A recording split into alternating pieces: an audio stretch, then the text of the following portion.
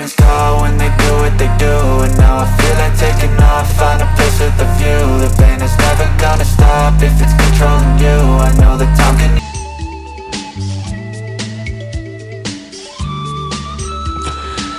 Fere kuro koni tigara wasan batu seselu bisa taka nyesi dugu talo mo chumna pangulunji kene baka fere jumu tigara na abna jamana dendo rafuna ka hakilla suro akoka ni kuna funu damna erala balo fon so balaka gelea chugo mina taji funa so mina gelea o chugo kile nuna jamana nyamo koni ya ajira saka foko fere dobe katike wasan batu dobe sika faraka chugo mina sabula ko risini kren ka kele balaka gela balasi jako sero manin tablo nuka membe talike jamana ka tamashin dimi kra dutila koma odo kre 2002 nyamo ba docteur Abdel Salih ajira saka foko ni kon ba ajira ka fo marake chugo nyuma balaka siganka jamana kono kledu donc oro kuma so kon André Traoré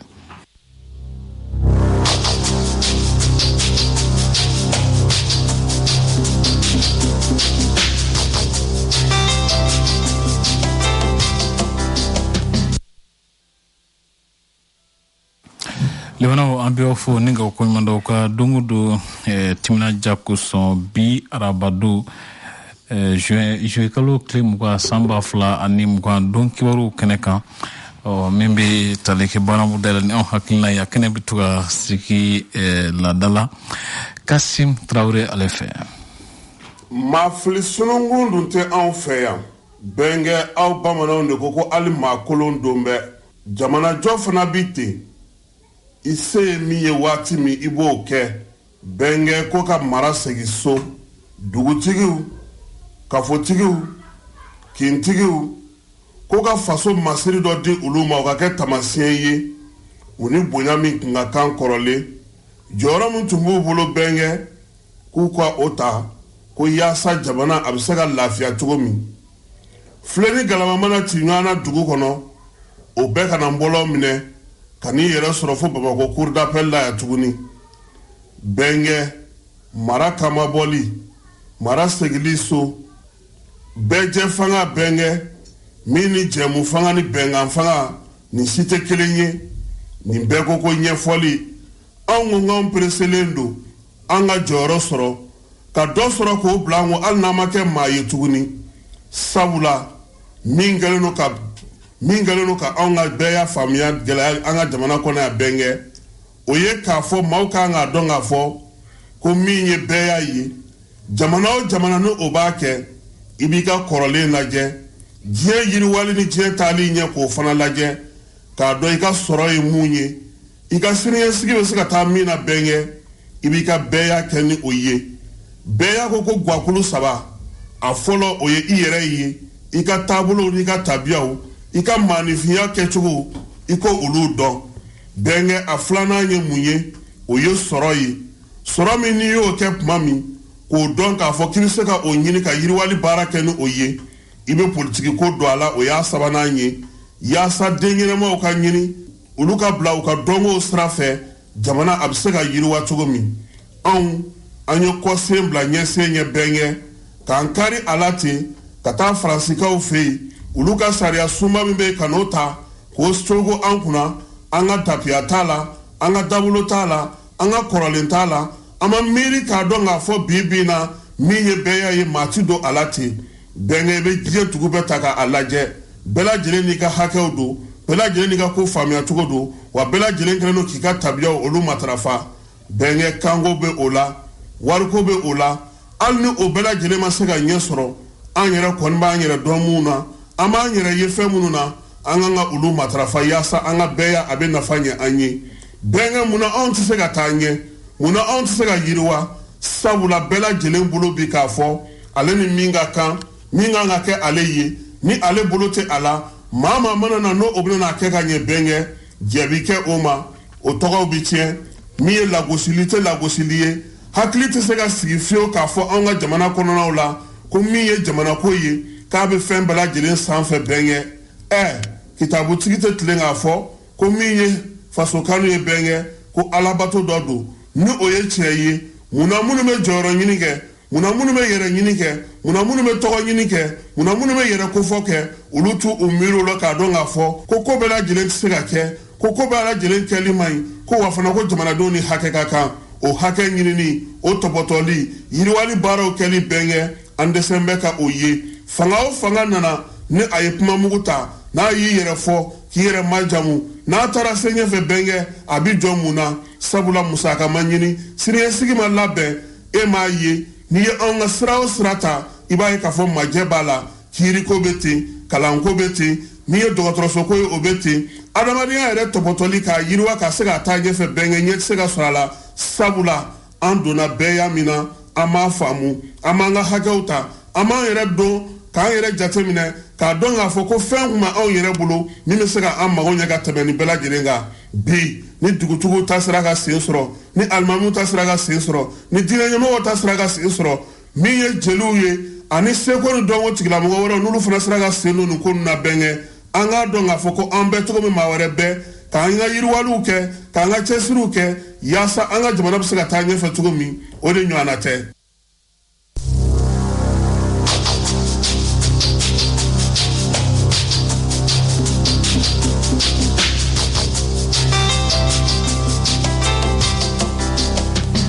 dugutala minnu bɛ tɛmɛ pankuru sira fɛ olu kɔni bɛ sɛgɛsɛgɛ sisan kosɛbɛ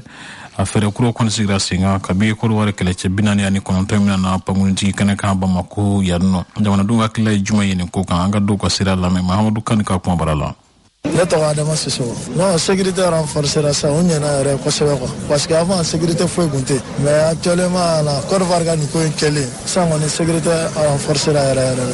Est-ce que tile fila ko tɛ? Bon, an taala deli a kɛ tile fila ko ye, a ka kɛ baara yɛrɛ quoi. Parce que ni Mali yɛrɛ tɛ, i mana se bɔ sisan ka taa jamana o jamana la, i bɛ se aéroport kɔnɔna kɔni, ne ye jamana o jamana kɛ, même Afrique dugu ninnu la, si bɛ taa sɔrɔ un pas deux pas bɛ sɔrɔ si dɔ, i bɛ polisi dɔ sira la, fan bɛɛ. I yɛrɛ bɛ siran k'a fɔ k'i bɛ ko dɔ kɛ yɛrɛ. Mais an bɛ ala deli de sécurité ka continuer. Ne tɔgɔ ye Mahamuru Tarawele. Bon, n ye commerçant de ye. N ka muso taara hijira. A nana bi n jɔlen bɛ k'ale de makɔnɔ. Lakana in a ka d'an ye, a bɛnn'an ma fana. Hali ni a bonyana ka tɛmɛ a ka d'an ye parce que lakana in bɛ an yɛrɛ de ye. Lakana in a tɛ komi n'a fɔ ko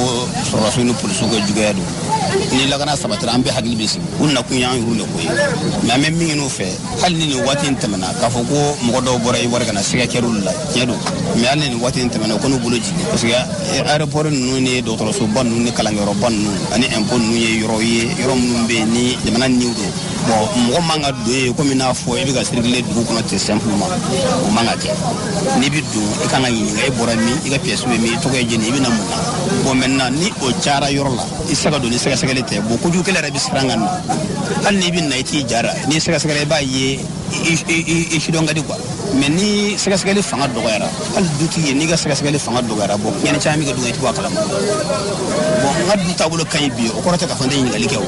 ni anw lafiyara ni ko tɛ ka kɛ min ye gɛlɛman ye an bɛ dɔ bɔ jama na an bɛ dɔ bɔ ɲininkali la an b'a tɔ kɛ ani ɲɔgɔn cɛ hadamadenya ye bon o de b'a to mɔgɔ dunanw bɛ jaabi fara yan na n'o tɛ n'i b'a dɔn ko sɛgɛsɛgɛli ka bon an ye jamana wɛrɛ ye minnu tɛ yan ye o i mana taa i dunanama i yɛrɛ bɛ nimisa kun minɛ i donna yɔrɔ dɔ la hali ni tiɲɛ b'i bolo n'i ka papiye. Ne tɔgɔ Lamini Kulubali ne sigilen bɛ Espagne dugu kɔnɔ n nana bɔ yan ka na wagasi kɛ yan mais contrôle ko mun filɛ nin ye an ka ɲɛmaw k'u k'i jija cogo bɛɛ de la quoi contrôle kɛ u kana salaya ale la cogoya si de la an ka aéroport kɔnɔ ka contrôle k'a ɲɛma sécurité de don an bɛɛ ni ka kalan de don i k'a mɛn ani an ka jamana ka lakana an t'o labila foyi ye.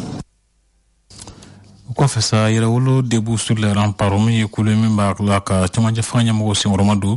olu kɔni y'a ɲini ko MINUSMA k'u ka minɛnw cɛ ka bɔ an fɛ yan nɔ ani waati dɔɔni ni ɲɔgɔn cɛ Sidiki Kuyate ka kuma laseda an ka lamɛn. Tiɲɛ don a yira k'a fɔ ko an kun ye waati kɛ ka an makun ka sabu kɛ a yira ko fɛɛrɛ kun bɛ ka sɔrɔ min b'a to MINUSMA bɛ se k'an ka jamana to walima min b'a to MINUSMA bɛ se ka kɛ an ka laɲini tabaga ye a yira k'a fɔ ko MINUSMA ye san 2 fara ka toli k'an ka jamana kɔnɔ mais san 1 mais a yira k'a fɔ ko o kɛra ka taa sɔrɔ an ka laɲini ye min ye MINUSMA m'o ta ba la donc finalement a kɛra ka bɛn seli ma an ko an bɛ taa seli kɛ seli kɔfɛ an bɛna wuli ka jɔ kɛ bon bi de an ɲɔgɔn sɔrɔ ka kɛ ni juillet kalo tile 20 ye ka laseli kɛ k'a fɔ an bɛna bɔ juillet kalo tile 29 jumadoya fɛ palais de la culture la o ye ka dɔ fara hali bi laseli fanga kan o ni ka makɔnɔni kɛ makɔnɔni bɛ kɛ ko jumɛn na o ye an lettre ci ka taa MINUSMA la lettre min kɔnɔ ko bɛ tali kɛ an ka laɲinibaw la parce que bi an mago bɛ bɛn min na an y'a ye k'a fɔ MINUSMA tɛ minɛn ye min bɛ se k'o bin la o bɛn la minɛn ta an bolo ka sababu kɛ MINUSMA yɛlɛma caman donna a kɔnɔ o y'a bɔ MINUSMA na ka na kɛ MINUSMA ye a kɛlen MINUSMA fɛnɛ u ye bɛnkan fɔlɔfɔlɔ minnu ta o ko gɛlɛya min b'an ka jamana kɔnɔ ko jɛbɛ ka gɛlɛya don u nana MINUSMA ka mandat renouvelé fɔlɔfɔlɔ min kɛ o kɛra ni bɛnkan min a fɔ ma ko la résolution 2164 o ko dɛmɛ ka kɛ siɲɛ bɛɛ kan ka se ka Mali bɔ nin gɛlɛya kɔnɔna na mais an ye mun ye an nana ye k'a fɔ u nana MINUSMA ka laɲini bɛɛ bɔ a kɔnɔ ka na MINUSMA nakun bɛɛ bɔ a kɔnɔ finalement a kɛra MINUSMA ni jamanadenw ta ni faamuw tɛ a b'a yɛrɛ ye donc n'a kɛra yɛrɛ a kɛra sure o de ye fɛnɛ menace la belebele ye donc min kɛra Côte d'Ivoire an tɛ fɛ ka don o gɛlɛya kɔnɔna na c'est pour qu'an bɛna ɲini ka MINUSMA daga bɔ an da la. O kɔfɛ sa ka jira k'a fɔ ko kunnafoniw dira k'a fɔ dɔ bɛna fara taji sɔngɔ kan waati nata ninnu na ka sababu kɛ Russie ni Ukraine ka kɛlɛ ye jamanadenw ye a ko kunbɛn cogo di an ka dɔw ka ɲɛfɔli lamɛn Asetu Fune Samake ka ɲininiw sababu la. An bɛ yɔrɔ yɔrɔ sa essence ko in na yɛrɛ t'a dɔn gɛlɛya in n'u m'a lajɛ a ma nɔgɔn dɛ. Ninnu ye kuma ye an bɛ se ka minnu mɛn an ka baroda yɔrɔw la ni wagati laban in na o sababu bɔra ni dɔgɔkun laban in na an ka jamana ɲɛmaaw ye bataki bila an ka jabaranisow la mun kɔnɔna na a bɛ fɔ ko dɔ bɛna fara taji sɔngɔ kan o kunnafoni kɛra kamanagan ko ye maa caman yɔrɔ Dunɲɔ Magani Hayidara ale ye taji sanna ye. Nin ko in yɛrɛ kɔni tiɲɛ yɛrɛ la an yɛrɛ t'a dɔn an b'a kɛ cogo min tuguni n'a fɔra essence kun bɛ joli la yɛrɛ duguma k'i to la ka yɛlɛ fo ka na se bi a bɛna yɛlɛ ka tɛmɛ o bɛɛ kan a laban na an b'an yɛrɛ ɲini dɛ an mun ye mobilitigiw ye an laban b'an ka mobili jɔ ka sababu kɛ essence ko gɛlɛya ye. Bɛkɛyi Samake n'ale ye kalanden ye an ka sanfɛ kalansoba dɔ la ale ka lasidiw b'a yira k'a fɔ ko ni ko ninnu sababu bɛɛ bɔra kɛlɛ minnu bɛ ka kɛ nansara jamanaw kan. Gɛlɛya yɛrɛ fanba ye kɛlɛko in de ye parce que jamana ɲɛmɔgɔw bi wari b'u bolo ka kɛlɛ kɛ mais n'a fɔra k'u ka wari bɔ ka jamanadenw ni lahiya mɔgɔw ka latigɛ sigi kɛ hɛrɛ la u tɛ ka se ka wari ladon o la n'olu ye parce que ni essence ko in plus ni dɔ farala kan ka tɛmɛ nin kan dɔrɔn an bɛ motow jɔ an bɛ taa nɛgɛsow ta finalement o de lafiya bɛ sɔn ka bonya ma. Dɔ farali taji sɔngɔ kan o tɛ mototigiw dɔrɔn ma gɛlɛya ye a gɛlɛya fanba o bɛ se sotaramantalaw fana ma Salimata Kone ale bɛ sotaramanta kuma caman. Je vais réduire considérablement les déplacements. Fɔlɔ n tun bɛ se ka sotarama ta 40 a bɔr'o la ka na 45 la mais sisan a bɛ fɔ 60 de la n bɛna lajɛ yɛrɛ de fɔlɔ ni métier minnu kɛ nous sommes à 300 francs. C'est pas la peine si je dois aller 4 fois en ville. Yani taji sɔngɔ kuraw ka lase jamana ɲɛmaaw fɛ laɲini min bɛ jamanadenw bolo o ye caman ka bɔ tajiw sɔngɔ la. Bolofɛnw fana sɔngɔ ka gɛlɛn kosɛbɛ ni waati ninnu na ka kɛɲɛ ni ɲininiw ye Jɛnɛba Yapɛnɛ Dolo ye minnu kɛ bi sɔgɔmada na Bamako sugu dɔw la.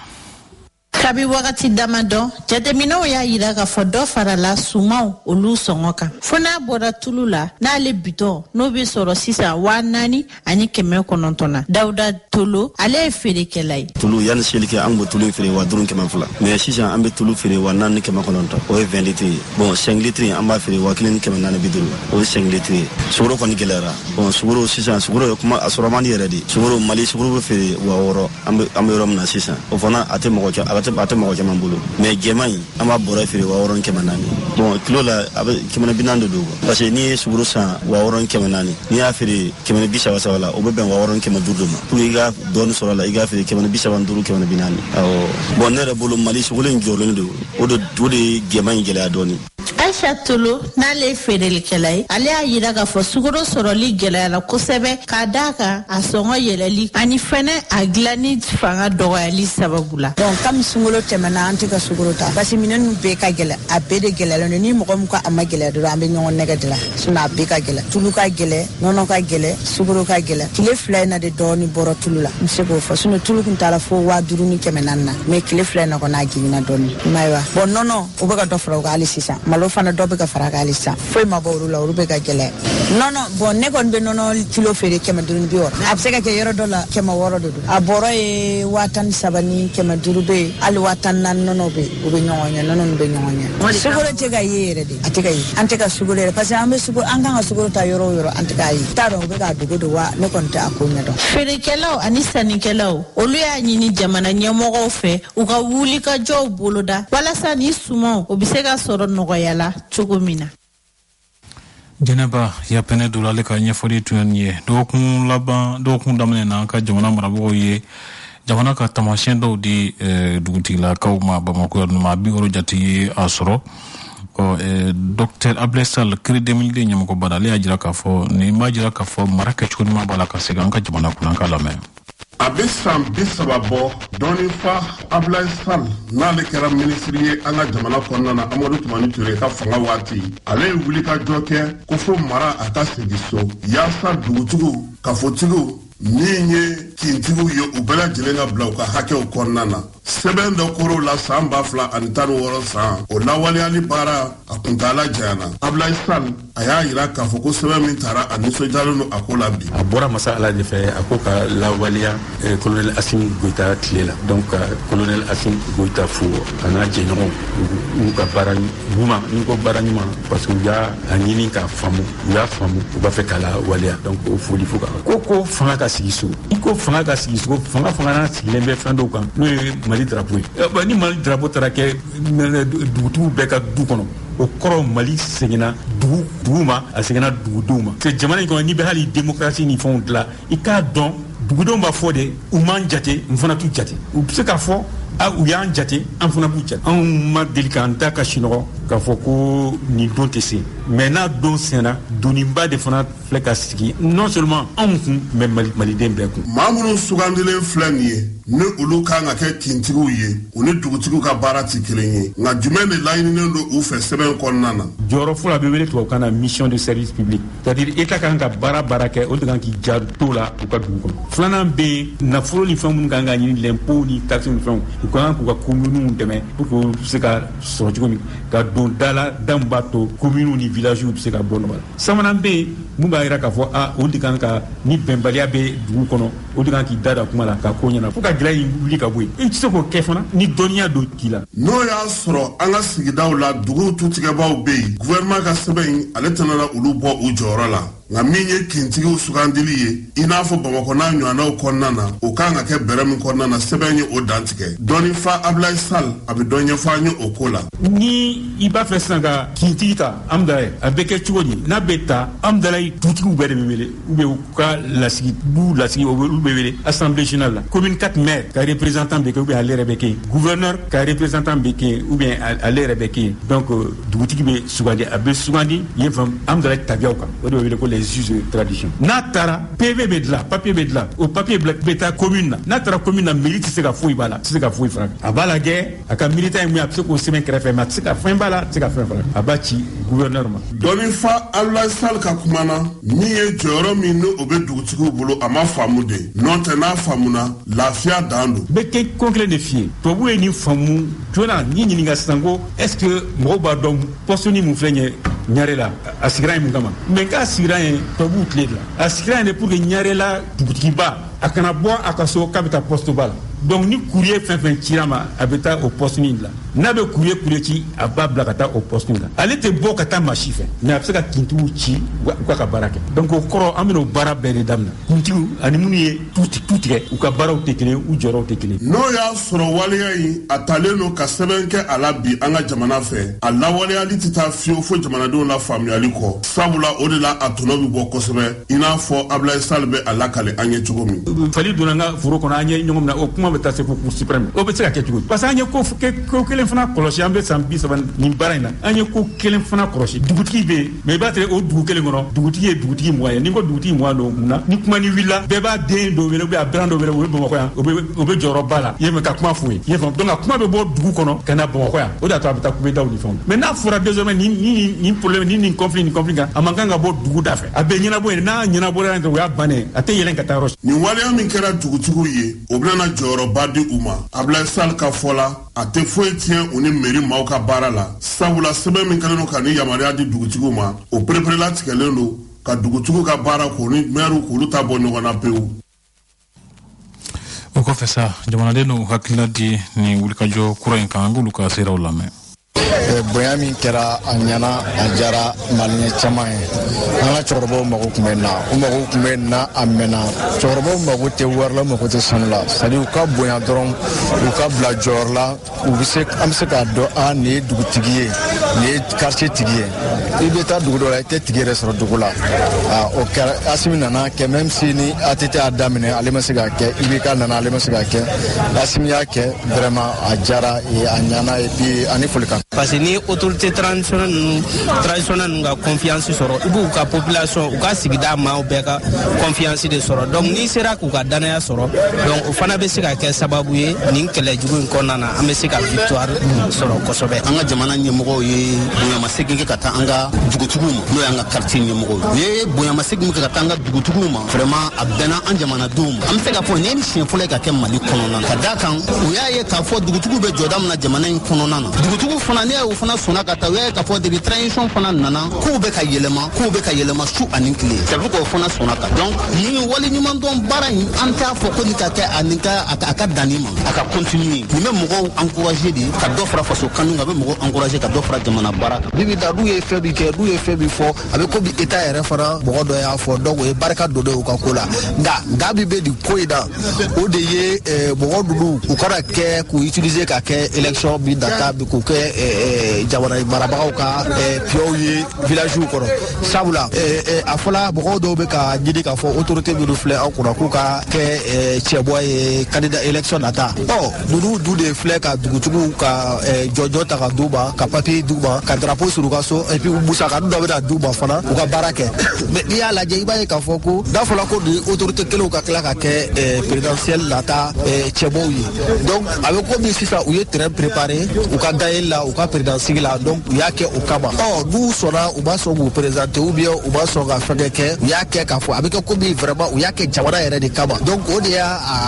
fɛnkɛ yɔrɔ ye mɔgɔ bɛ se ka douter min na dɔɔni n'o tɛ n'u kɔni b'a kɛ élection kama vraiment ko min de don ko ɲuman de don. Jɔnjɔn min taara nin ka dumuni ye nin hakilina in bɛ fo de k'a yira k'a fɔ nin hakilina ɲuman ye sabula Mali mɔgɔ tun bɛ na mɛnna an ka jamana ye jamana kɔrɔba de ye an ka jamana ye jamanaba de ye tuma bɛɛ a bɛ fɔ kumaw la ɲɛmaaw b'a fɔ jamana politiki mɔgɔw b'a fɔ k'a fɔ ko mun kɔni ye Mali danbe o ka segin Mali ma Mali ka kalama ka segin Mali ma o tɛ se ka taa cogo si la fo an ka maakɔrɔ ninnu bonya sigi min kɛlen m'u ye a ka to a nɔ la k'u lakodɔn k'a fɔ Mali tɛ se ka kɛ foyi ye bi ni maakɔrɔ ninnu tɛ n'i y'a mɛn bi an b'an disi gosi olu ye fɛn dɔ de to an ɲɛ fɛn min n'u y'a to an ɲɛ o de y'an bɛ wasuna ko ye bi jamana ɲɛmaa ka se ka miiri ta bi ka ɲɛsin olu ma k'a fɔ k'a bɛ jɔnjɔn ta ka d'u ma ka u yira bi dugu sigibaw yira k'a yira k'a fɔ ninnu ye mɔgɔ ye maa min man ka kɛ bolokɔfɛfɛn ye ka drapeau ta ka d'u ma ka tila ka jɔnjɔn ta ka d'u ma bi o tɛ dɔwɛrɛ ye ka se k'a fɔ dɔrɔn ko Mali ka mun kɔni ye maabaya o sigi Mali ma.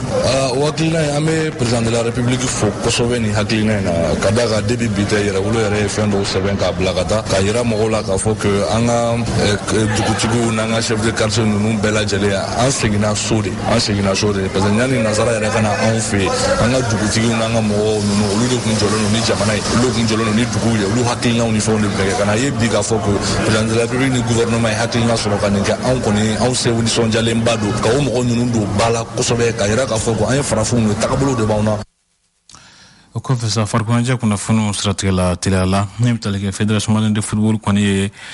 senandolaci tɔn ɲɛmɔgɔ 4 fo ka se 5 jate ma ka olu ɲaki kɔni ka san hakɛ dɔ d'u ma k'a fɔ k'u sen tɛna se ka don senandolaci ko foyi la Jibril Kaba ɲinini min k'a ko k'an k'o lamɛn. Mais fédération malienne de football la ka jɛkulu misirilen don bɛ sariya o sira olu ka nin waati la olu kɔni ye maa 4 u ye o susu nin waati kɔnɔna la san 5 k'u da kana don min ye Mali balontan ko kuma o kɔnɔna la Segu Jogo Keyita ale bɛ min ye maa 4 in kɔnɔna la i bɛ se ka ɲɛfɔli kan ye min ɲangini nana cogo min na wa. Le général min kɛra donc élection des commissions indépendantes ninnu tora an ka sigi a la fila sigira tɔ naani donc o la appel à candidature lancera donc il y avait la liste de la fédération ka liste de ani membre fana tun bɛ se ka liste kɛ u ye gymnastique minnu kɛ ka taa i b'a fɔ ko LCBA ni fédération de bɛ kɛlɛ la donc u y'a bila o fɛn kɔnɔna la o si ma kɛ problème donc a nana élection kɛra u ka liste tɛmɛna donc liste tɛmɛnen comme ko ni élection kɛra sisan i bɛ se ka recours kɛ an y'a ye k'a fɔ Mopti Corp participera la wa u ka mandat ban donc an ye recours kɛlen sisan commission d'appel des élections o y'a da diya ma o de recours bloquelen b'u fɛ yen u ye convocation ci ko ne ka taa ne ko ne tɛ commission min yɛrɛ ko min ma sigi n ko ne tɛ taa yɔrɔ si c'est pour que commission ka sigi yɛrɛ u ka baara daminɛ il faut que PV in ka notifier PV ma notifier donc o kɔrɔ commission tɛ donc a ma décision foyi fɛngɛ a sɔrɔla ka nin suspension ta envers les membres de la commission électorale ani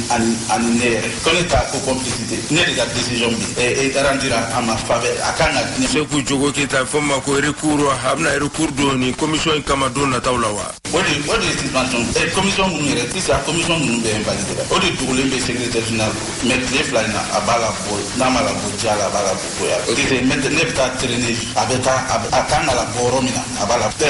Mali football vega évoluer commission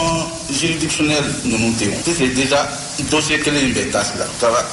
balontana équipe du boulot ni commission militaire juridictionnelle légitimité té monopolo nous est décision monara ni attaquer Josso été Josso et rêve balontana donc Mali vega évoluer football vega évoluer l'économie donc ambo risque de là non on a attaqué décision et puis décision attaquer la quand ta commission de recours là nous nga fait invalider tu dois attaquer ta et nous reconnu invalider nous nani munu konino o susurami commission man nu feme sanduru Canada do me bolontan ko kuma la me Sekou Diogo Keita befo o sila nu kama ko o Jean Drissa Kolon Koulibaly me Boubacar Touré watu ko la sami fédération malienne de football lu ko na irana ka poko lu ko mala ben ka kuma anga kuma barala ni watu lu ko nona ola ngali meken wati la sa ni gele akura de donto mi Mali bolontan o konona wa Tubarakala, juri kawaka na nyefalu wati taramim talike monte kwenye kwaro mbenga wati kama shini nila suna nandu kwaro faranyana kalase au makumasu kuna Andre Traoré suri sisi mori kale kumesua kula ni Ousmane Wili Diallo dema kala silike jakulu mabila jilefe echen nyare kuna funu faranyana mafukala kasula chia